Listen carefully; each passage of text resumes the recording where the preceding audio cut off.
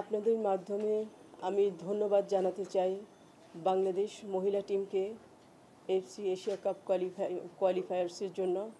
আমি ধন্যবাদ জানাতে চাই হেড কোচ পিটার বাটলার সহ যত কোচিং স্টাফ আছে সবাইকে। আমি ধন্যবাদ জানাতে চাই বাংলাদেশ ফুটবল ফেডারেশনের প্রেসিডেন্ট তাবিদ আউয়াল এবং এক্সিকিউটিভ কমিটির সকল সদস্যগণকে এবং বাংলাদেশ ফুটবল ফেডারেশনের সকল কর্মকর্তা কর্মচারীদেরকে।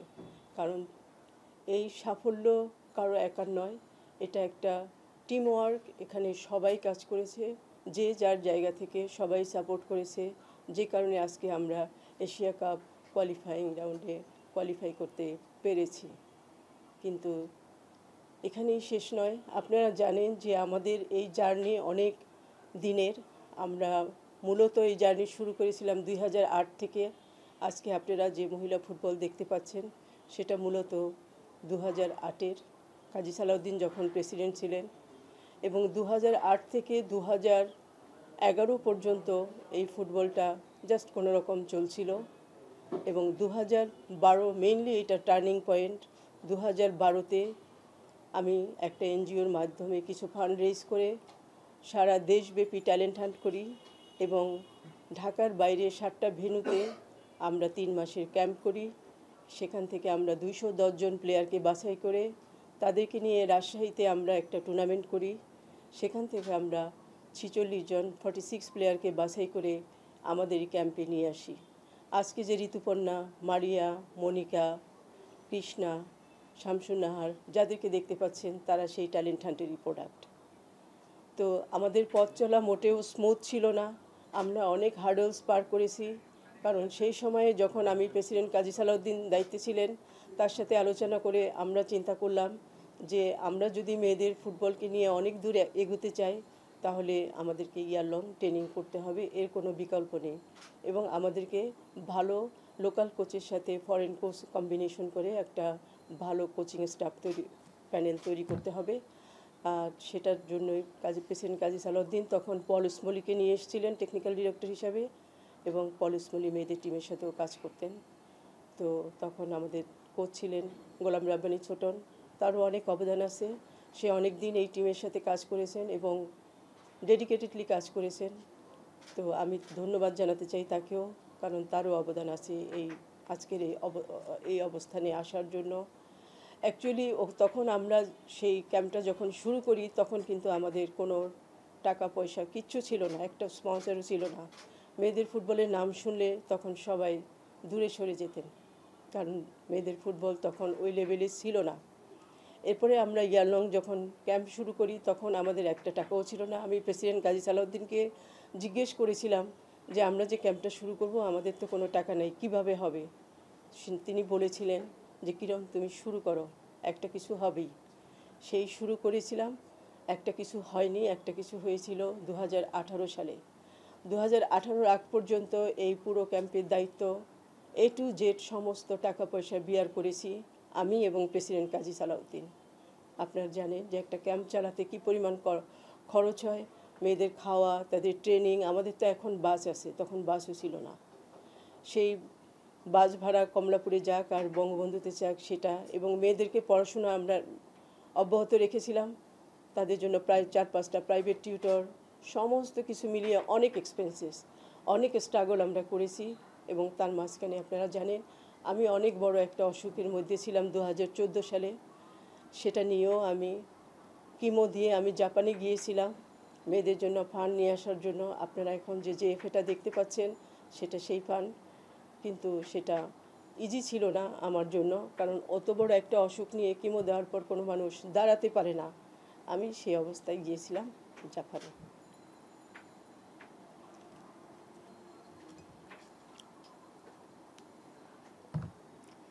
এটা শুধুমাত্র সম্ভব হয়েছিল ফুটবলের প্রতি ভালোবাসা থেকে, ফুটবলের প্রতি ডেডিকেশন থেকে।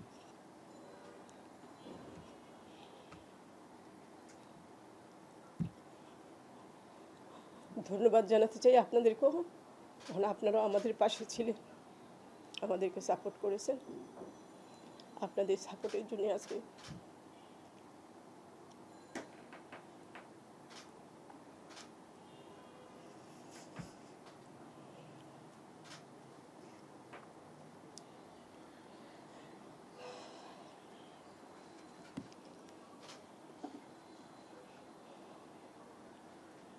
বাংলাদেশ মহিলা ফুটবলকে আমরা এখানে দেখতাম না যদি না কাজী সালাউদ্দিনের মতো প্রেসিডেন্ট বাংলাদেশ ফুটবল ফেডারেশনে না থাকতো। হি ইজ দ্য মাস্টার মাইন্ড। আজকে আমরা তাকে অনেক মিস করি।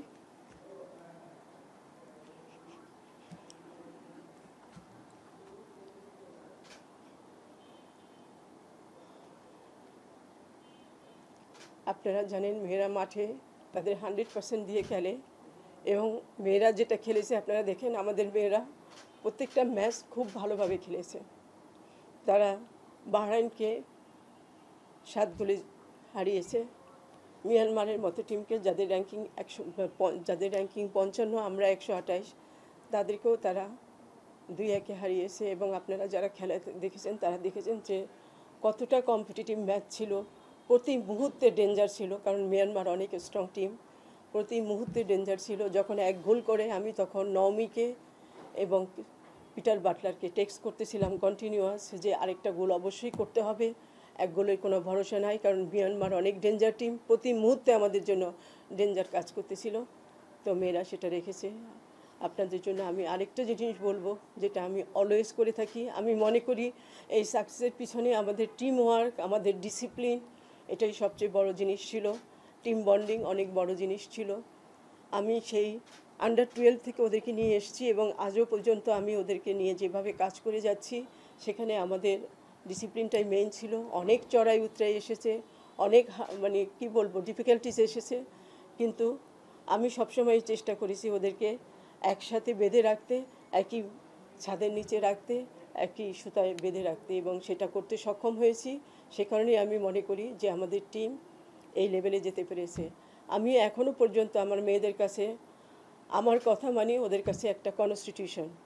আমি প্রত্যেকটা ম্যাচের আগে ওদেরকে ওত পড়াই এবং ম্যাচের পরে ওদের সাথে কথা বলি, এবং ম্যাচের আগে আমি যে ওতগুলো পড়াই ওদেরকে, আমি যা যা বলি ওরা ঠিক সেই জিনিসগুলো কিন্তু মাঠে ইমপ্লিমেন্ট করার চেষ্টা করে। এর থেকেই বোঝা যায় যে ওদের ডিসিপ্লিন কতটুকু আছে, ওদের ডেডিকেশন কতটুকু আছে।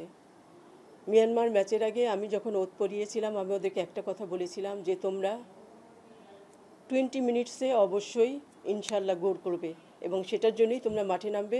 20 মিনিটসে যখন তোমরা গোল করবে তখন তোমরা লিড নিয়ে নিলে ওরা স্বাভাবিক কারণে মোরালি উইক হবে। যদি ওরা অনেক বেশি স্ট্রং টিম, ওদেরকে মোরালি উইক করার জন্য তোমাদেরকে এটা করতে হবে। তো ঋতুপর্ণা কিন্তু 17 মিনিটে গোল করেছে, তারা সেটা রেখেছে। এবং প্রতিটা জিনিস যা যা যেখানে বলেছি, রূপনাকে যা যা বলেছি রূপনা গোলপোস্টে তাই করেছে, এবং প্রত্যেকটা প্লেয়ার যার যে অবস্থান থেকে যা যা বলা হয়েছিল সব কিছু করেছে। ধন্যবাদ আবারও পিটার বাটলারকে। পিটার বাটলার অনেক ভালো কোচ, আপনাদেরকে আগেও বলেছি, এবং সে জানে ডাগআউটে থেকে কীভাবে টিমকে এগিয়ে নিতে হবে, সে সেই কাজটাই করেছে। তার সাথে আমার সেভারেল টাইম কথা হয়েছে, এবং আগামী দিনগুলোতেও আমরা সেভাবে এগিয়ে যাব। 2026-এ এটার আপনারা জানেন যে যেহেতু তুর্কমেনিস্তান এবং বাহরাইন 2-2 ড্র করেছে, যে কারণে আমরা অ্যাডভান্স কোয়ালিফাই করে গেছি। আমরা তুর্কমেনিস্তানের ম্যাচ খেলার আগেই আমরা কোয়ালিফাই করেছি। এএফসির ওয়েবসাইটে গেলে দেখতে পারবেন, এএফসি অলরেডি অ্যানাউন্স করে দিয়েছে। তো এটা আমাদের জন্য অনেক বেশি সম্মানের। শুধু বাংলাদেশ না, শুধু আপনারাই না, গোটা এশিয়া থেকে আমার কাছে মেসেজ এসেছে, কারণ আমি তো এফসি এসকো মেম্বার, আমি ফিফা কাউন্সিল মেম্বার ছিলাম। ওয়ার্ল্ড ওয়াইড সবার সাথে আমার কানেকশন আছে। এই রেজাল্টের জন্য সবাই আমাকে অ্যাডভান্স কনগ্রাচুলেট করেছেন এবং বলছে যে এটা আমাদের হার্ড ওয়ার্কের জন্যই এটা আমরা সম্ভব হয়েছে। অন্য গ্রুপগুলোর কিন্তু রেজাল্ট এখনও আসেনি, ঠিক আছে, শুধুমাত্র আমাদেরটাই এসেছে। সেই দিক থেকেও আমরা এগিয়ে আসি। এখানে মেয়েদের 2026-এর মে মাসে অস্ট্রেলিয়াতে খেলা হবে, তো সেখানে আমাদের অনেক স্কোপ আছে। সেখানে প্রথম যে 6টা টিম থাকবে, খেলা গ্রুপে 6টা টিম থাকবে, তারা সরাসরি চলে যাবে ওয়ার্ল্ড কাপে, এবং পরে 3টা টিম যাবে আবার অলিম্পিক কোয়ালিফায়ার্সে, ঠিক আছে। তো এরকম অনেক স্কোপ থাকবে। আমার বিশ্বাস যে 2026-এর এই ফাইনাল রাউন্ডে গিয়ে মেয়েরা আরও বেটার কিছু গেইন করবে, যেটা বাংলাদেশের জন্য অনেক সম্মানের। একটা জিনিস আপনাদের মাধ্যমে গোটা দেশবাসীকে বলতে চাই যে এই সাকসেস শুধু আমার না, এই সাকসেস শুধু বাংলাদেশ ফুটবল ফেডারেশনের না, এই সাকসেস গোটা বাংলাদেশের। কারণ মেয়েরা যখন জিতে তখন কিন্তু বাংলাদেশের ফ্ল্যাগটাই উড়ায়, তখন বাংলাদেশের পতাকাটাই ওখানে উড়ে। আমার অনেক বেশি আনন্দ লাগছিল মিয়ানমারের গ্যালারিতে যখন আমাদের ফরেন বাঙালিরা ওখানে এতটুকু ছোট্ট একটা ক্রাউডেও তারা অনেক বেশি সাউন্ড করতেছিল বাংলাদেশ বলে, সেটা অনেক বেশি আনন্দের ছিল। আমি আপনাদের মাধ্যমে আবারও ধন্যবাদ জানাতে চাই প্রেসিডেন্ট কাজী সালাউদ্দিনকে। He is the mastermind, তার জন্য আজকে বাংলাদেশের আমরা মহিলা ফুটবলকে এখানে দেখতে পাচ্ছি। আবারও ধন্যবাদ জানাতে চাই বর্তমান প্রেসিডেন্ট তাবিদ আউয়ালকে, তিনিও ফুটবলের প্রতি অনেক পজিটিভ, তিনিও মেয়েদেরকে ভালোবাসেন, ফুটবলকে ভালোবাসেন এবং ফুটবলকে সাপোর্ট করবেন, এটাই আমার বিশ্বাস। আগামী দিনগুলোতে আমরা সেই সাপোর্ট নিয়ে এগিয়ে যাব। ধন্যবাদ আপনাদের সবাইকে। আপনি বলছেন আমরা অনেকেই সাক্ষী আসলে এই টিমটার পিছনে আপনার অবদান অথবা আপনার পরিশ্রম এবং কাসিমউদ্দিনের পরিশ্রম। প্রশ্ন হচ্ছে যে এই দলটা সাব জেতার পরে যে পিটার বাটলার আসার পরে যে একটা ইনসিডেন্ট হয়েছিল, সেই জায়গায় স্ট্রিক্ট একটা সিদ্ধান্ত নেওয়ার ক্ষেত্রে আসলে আজকে যেই রেজাল্টটা পেয়েছেন আপনাদের মনে হয় সেই সিদ্ধান্তটা প্রভাবক হিসেবে কাজ করেছে এই এশিয়ান মঞ্চে যাওয়ার ক্ষেত্রে? এত কঠোর একটা সিদ্ধান্ত নেওয়াটা আপনাদের জন্য আসলে চাপের বড় হয়েছে? জি জি, অবশ্যই কঠিন সিদ্ধান্ত, কারণ আপনাকে বুঝতে হবে যে আমি তো এই যে কোচ আমাদের বর্তমানে আছেন, এই কোচও কিন্তু রিক্রুট করেছিলেন প্রেসিডেন্ট কাজী সালাউদ্দিন, কারণ উনি অনেক ভালো কোচ, উনি ইংলিশ প্রিমিয়ার লিগে খেলা, দেন তারপরে সে কোচ হয়েছে। একটা কোচ যখন ওই লেভেলে খেলে এবং তারপরে কোচ হয়, তখন তার on the field of the field অনেক বেশি নলেজ থাকে এবং তার দ্বারাই সম্ভব একটা ম্যাচকে চেঞ্জ করে দেওয়া। এবং সেটা আপনারা প্রমাণ পেয়েছেন, দেখেছেন যে আমরা যখন ট্রাইনেশন খেলেছি সেখানেও আপনার জর্ডান এবং ইন্দোনেশিয়াকে আপনারা দেখেছেন কিভাবে ড্র করেছে অত র্যাঙ্কিংয়ে অনেক উপরে থাকা টিমগুলোকে। তো আমার বিশ্বাস যে আমরা সঠিক সিদ্ধান্ত নিয়েছি। আর সবচেয়ে বড় কথা, এখানে কোচের সিদ্ধান্তই আসল সিদ্ধান্ত। আপনি কে বললাম সেটা বড় কথা না, টেকনিক্যাল পার্টে কোচ হচ্ছে নাম্বার ওয়ান, সেখানে তো কোচকে ডিনাই করে কোনো কিছু করার সুযোগ নেই। আর আমি তো জানি আমার কোচ ভালো, কেন আমি তাকে নিয়ে কথা বলবো? জি, এই যে বাংলাদেশের মেয়েরা কালকে যে জিতলো, এটার ফলে আমাদের চির প্রতিদ্বন্দ্বী যাদেরকে বলি ভারত, আমি দেখছিলাম ভারতের গণমাধ্যম, ভারতের সোশ্যাল মিডিয়ায় একেবারে প্রশংসায় পঞ্চমুখ, এবং তারা নিজেদের দলকে একটু নিচেই রাখছে। যে বাংলাদেশ কি করে ফেললো আমাদের মেয়েরা এখনো পারছে না, এরকম একটা বিষয় বক্তব্য আসছে। ইন্ডিয়ার প্রেসিডেন্ট কিন্তু সবার আগে আমাকে কনগ্রাচুলেট করছে, বলেন। জি, সেই জায়গায় চ্যালেঞ্জটা অনেক বড় হয়ে দাঁড়ালো সামনে আমাদের।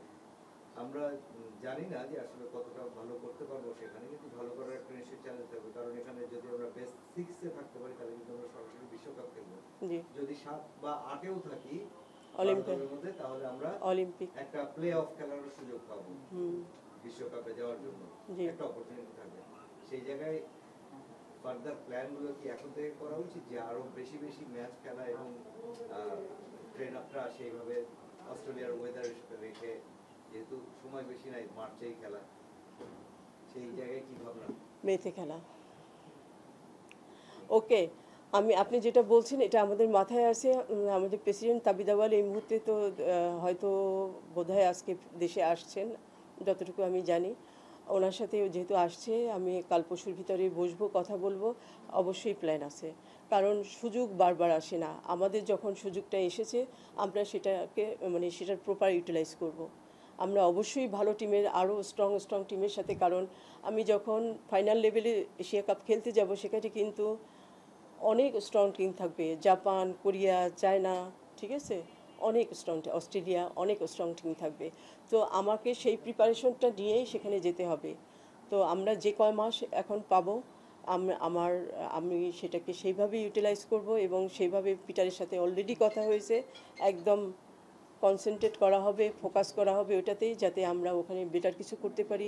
আমাদের টার্গেট থাকবে প্রথম 6-এর ভিতরে যাওয়া। আমাদের তো অনেক বেশি স্বপ্ন ওয়ার্ল্ড কাপ খেলা, তো সেটার জন্যই আমরা মাঠে নামবো এবং সেইটার জন্যই আমরা কাজ করব।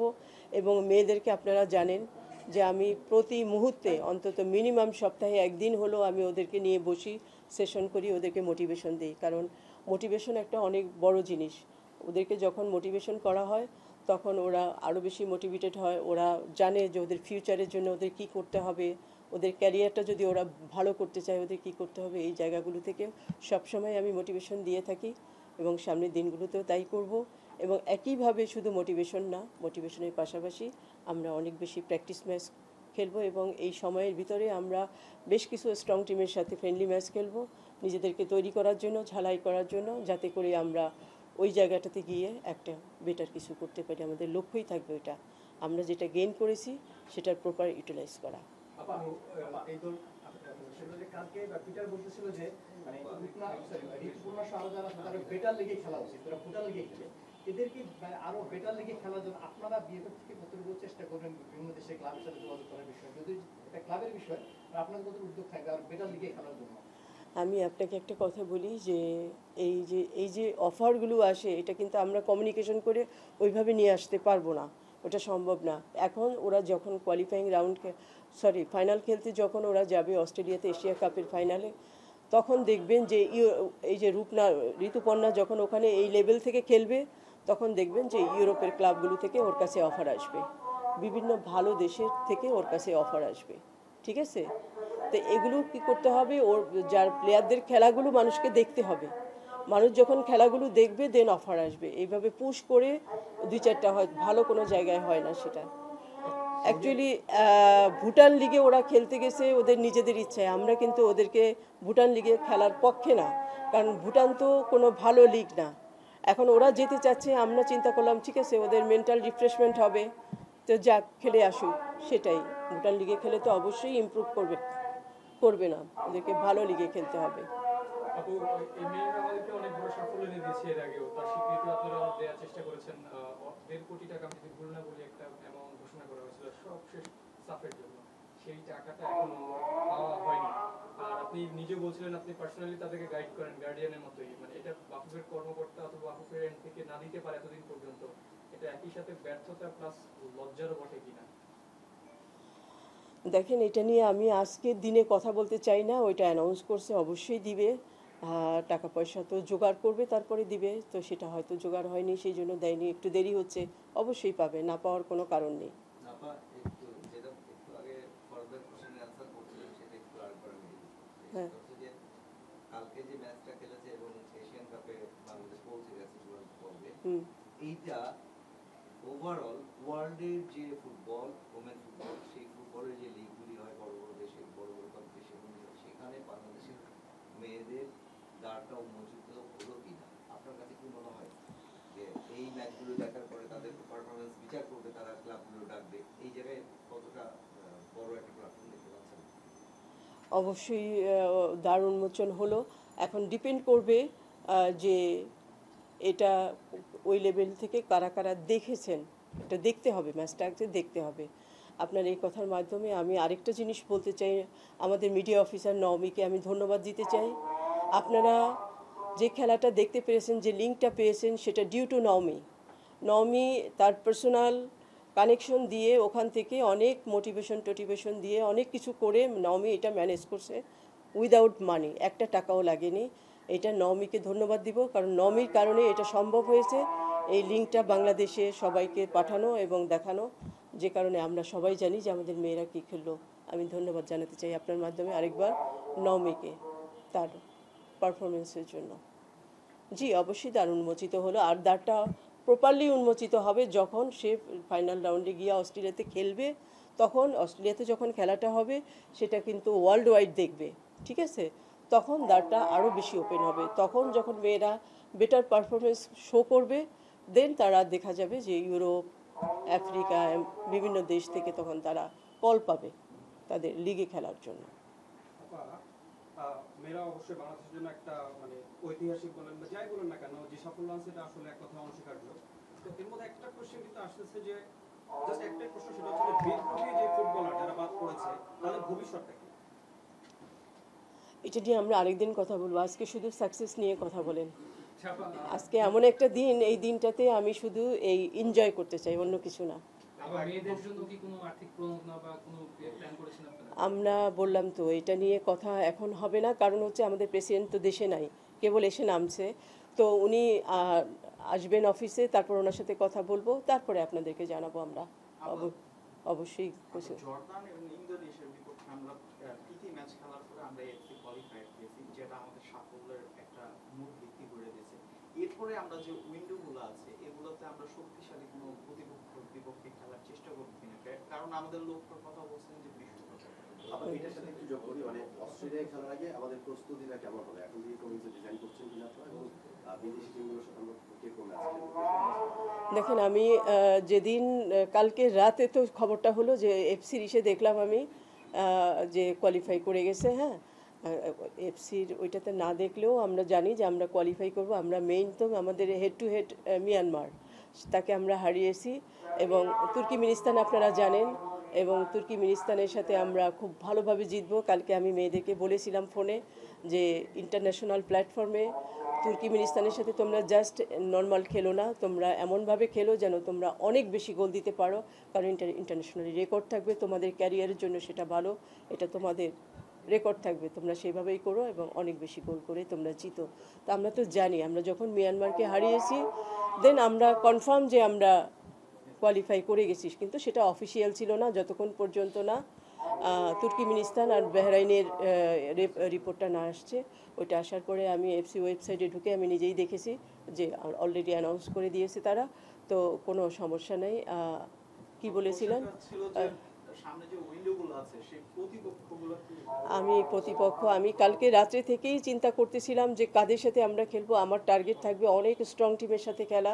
আমি সেটা নিয়ে এখনই কাজ করব, কারণ আপনারা জানেন যে জর্ডান এবং ইন্দোনেশিয়ার সাথে যে ট্রাইনেশনটা করেছিলাম সেটা আমি আমার কানেকশন দিয়েই করেছিলাম, এবং ভালো টিমের সাথে খেলতে হলে সেটা আমাকেই যোগাযোগ করে করতে হবে। সেটার জন্য আমি অলরেডি কালকে রাত থেকে কাজ শুরু করেছি। অবশ্যই ভালো টিমের সাথে খেলবো, সেটা আপনাদেরকে যখন কনফার্ম হবে তখন জানাবো। এখন তো এই মুহূর্তে তো আর আমি টিম বলতে পারবো না, বাট ভালো টিমের সাথে খেলবো এটা কনফার্ম, কারণ স্ট্রং টিমের সাথে না খেলে তো আমার কোনো লাভ নাই।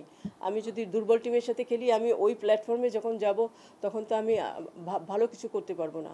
সেই জন্য আমাকে স্ট্রং টিমের সাথে খেলতেই হবে, তার কোনো বিকল্প নেই।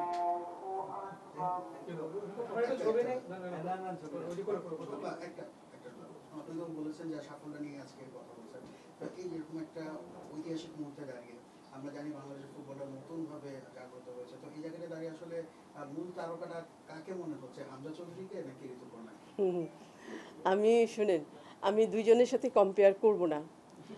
ঋতু হচ্ছে বাংলাদেশের মেসি, আমি এতটুকু বলতে পারবো। হামজা অনেক ভালো footballer, no doubt about it, এবং হামজাও আমাদের দেশের জন্য গর্বের। আমার বিশ্বাস হামজাও ভালো করবে, এবং সামনে যে এশিয়া কাপ কোয়ালিফাইং রাউন্ডের ছেলেদের যে ম্যাচগুলো আছে হংকং এবং ইন্ডিয়ার সাথে, আমার বিশ্বাস সেখানেও হামজা ভালো করবে, খেলবে, এবং ছেলেরাও এগিয়ে যাবে, এটাই বিশ্বাস। ছেলে মেয়ে বোথ আমাদের, কম্পেয়ার করার কিছু নেই, কিন্তু ঋতু আমাদের মেসি, এটা বলার অপেক্ষা নাই। আপনারা দেখবেন ও যেভাবেই টার্ন করছে, মেসি ছাড়া আর কিছু না, মেসি ঠিক এইভাবেই করে। দলের রোনালদোকে, হ্যাঁ, দলের রোনালদোটাকে, মেসি তো ঋতুপর্ণা, রোনালদোকে দলের রোনালদো অনেক স্টাইলিশ প্লেয়ার, ওটা এখনো হয় নাই, আমাদের জন্ম হয় নাই। রোনালদো আমাদের একজনেই, সে হলো কাজী সালাউদ্দিন, আর কেউ না।